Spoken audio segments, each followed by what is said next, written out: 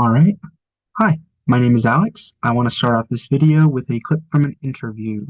Y Marvel realmente, aunque creamos que ahora hay una ola de más personajes diferentes, de otros contextos raciales, siempre ha tenido personajes así. Lo que pasa es que ahora se priorizan colecciones donde antes eran más secundarios o aparecían desapercibidos, pero vaya, en los X-Men ya pegó, bueno, ya vimos en los X-Men lo diferentes que eran todos. Y That was a clip from an interview with Afro-Latina NATACHA BUSTOS talking about the representation of racial minorities in Marvel and the lack of prioritization of minority perspectives in the past compared to recent waves.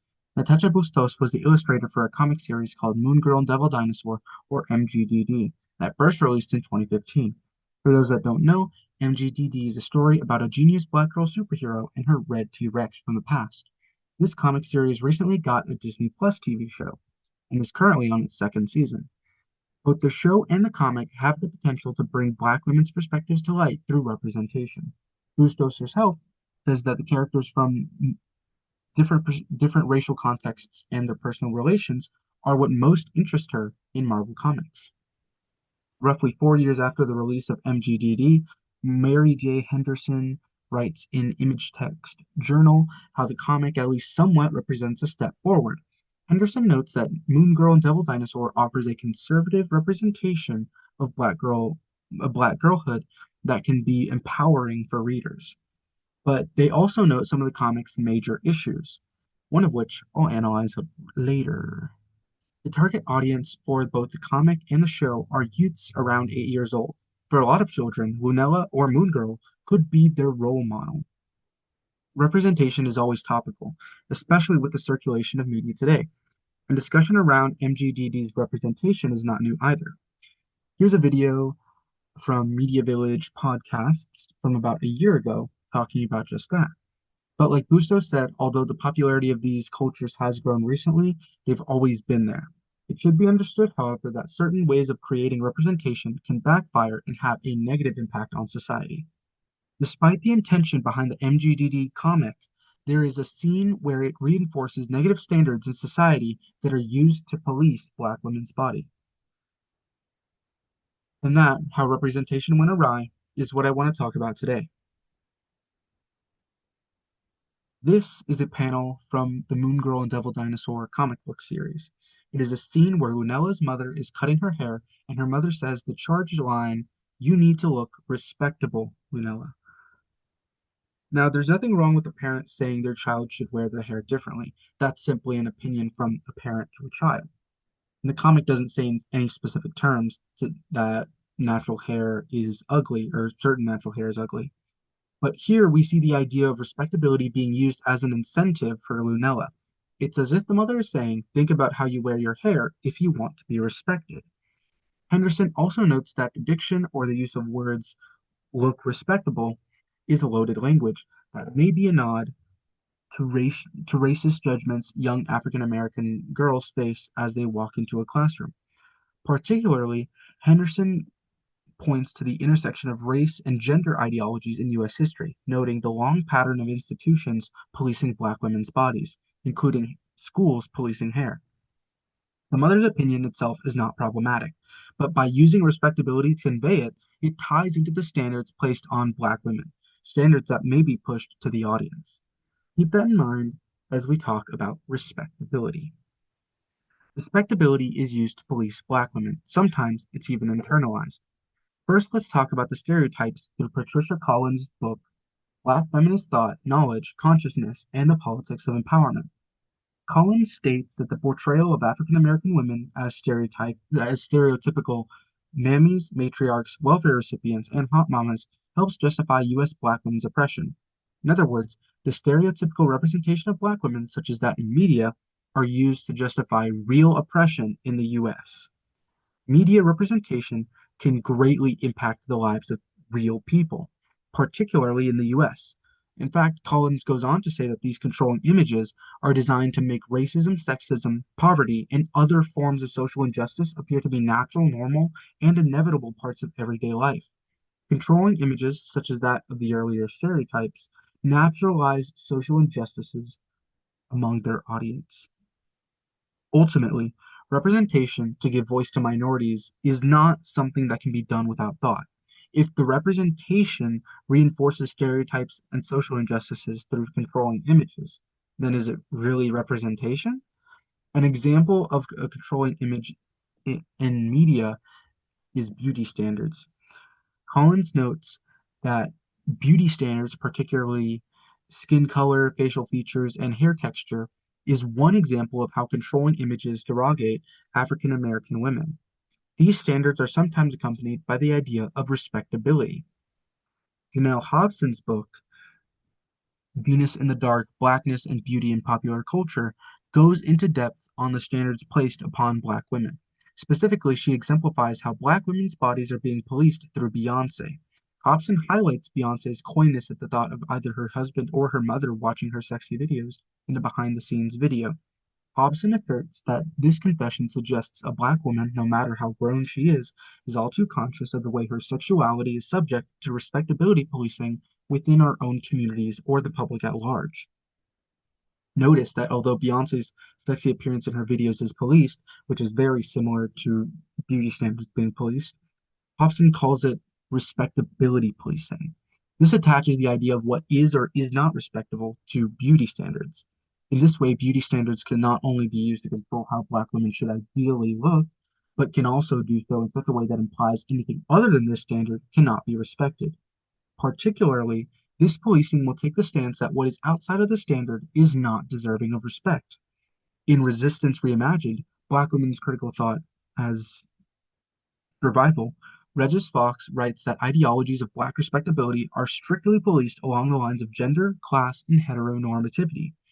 This echoes Henderson's earlier quote about the policing of Black women's bodies in addition to the intersection of race and gender ideologies.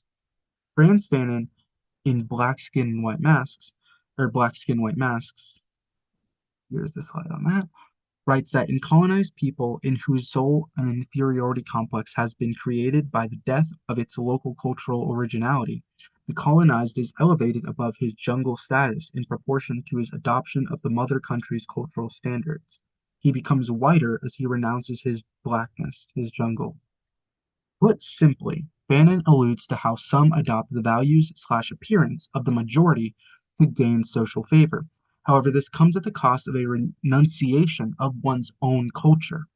This may help individuals avoid discrimination, but it does not remove the standards from being used as justification for more policing. Appealing to respectability standards is just a band-aid on a much bigger issue. It is this standard of respectability that is, intentional or not, referenced in MGDD. From Beyonce to a fictional comic book superhero, Black women's appearance is subject to society's respectable policing. And the policing is not limited to society, but can also be internalized.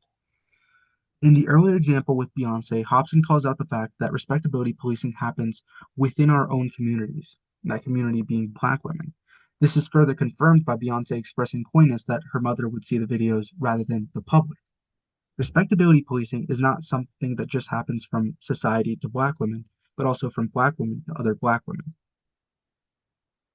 This happens when the oppression is internalized. Patricia Collins, in an example of beauty standards as a controlling image, cites a movie's depiction of a sad scene in a Black beauty salon. Quote, in Color, the dark-skinned character's mother tries to get her to sit still for the hot comb, asking, don't you want your hair to be flowing like your friend Rebecca's? We see the sadness of a young Black girl sitting in a kitchen, holding her ears so they won't get burned by the hot comb that will not make her beautiful, only presentable for church. The mother, having internalized the oppressive beauty standards, wants her daughter's hair to be presentable like Rebecca. But presentable to who? Society.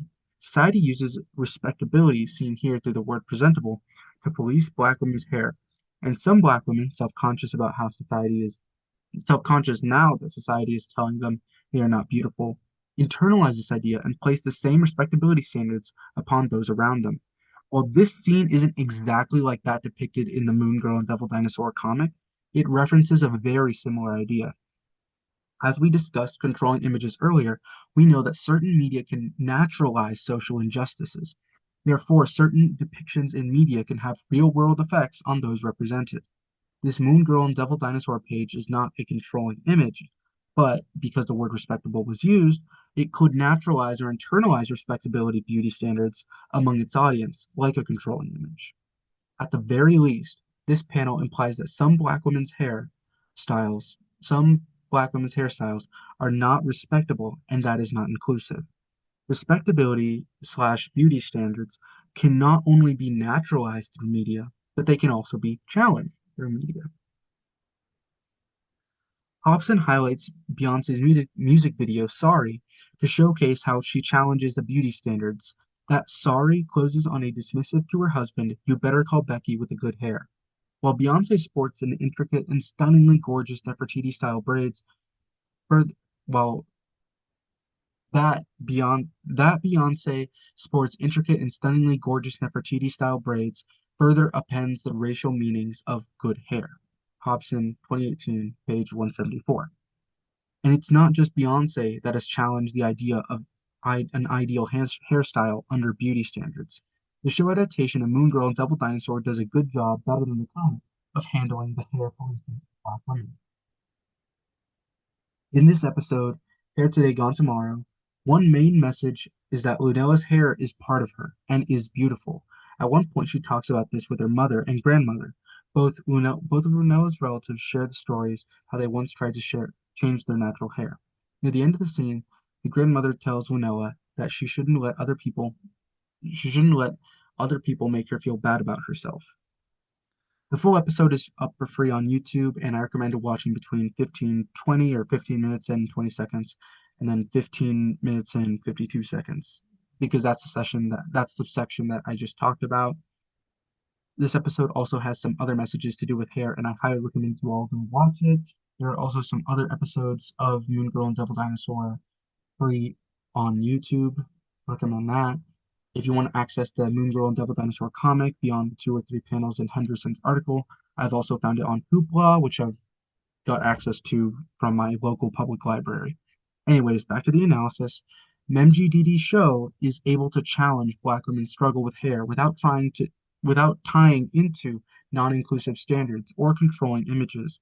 MGDD's show revealed beauty standards placed on Black women are not the social truths they appear to be, but in reality, opinionated standards used to police Black women. MGDD was a step forward in some ways. However, this panel with the respectable line was not a step forward. Respectability is used to police Black women, and sometimes it can even be internalized. By referencing respectability, the MGDD comic could impart negative standards onto its audience and create real-world issues for Black women. There are ways to challenge these policing standards to further give voice to Black women, as seen through Beyonce and the MGDD show. That said, inclusive stories are not always received well. There is word that an episode of MGDD was banned or is being held by Disney. It seems complicated, so I won't say anything on it yet. Even so, when looking through media representative of minorities such as Black women, it is vital to note the methods used to convey the perspective. The language, for example, may reinforce negative ideas and non-inclusive narratives. In other words, pay attention to representation and how it is done, because sometimes it can further oppress minorities. Thank you all for watching, and have a splendid day.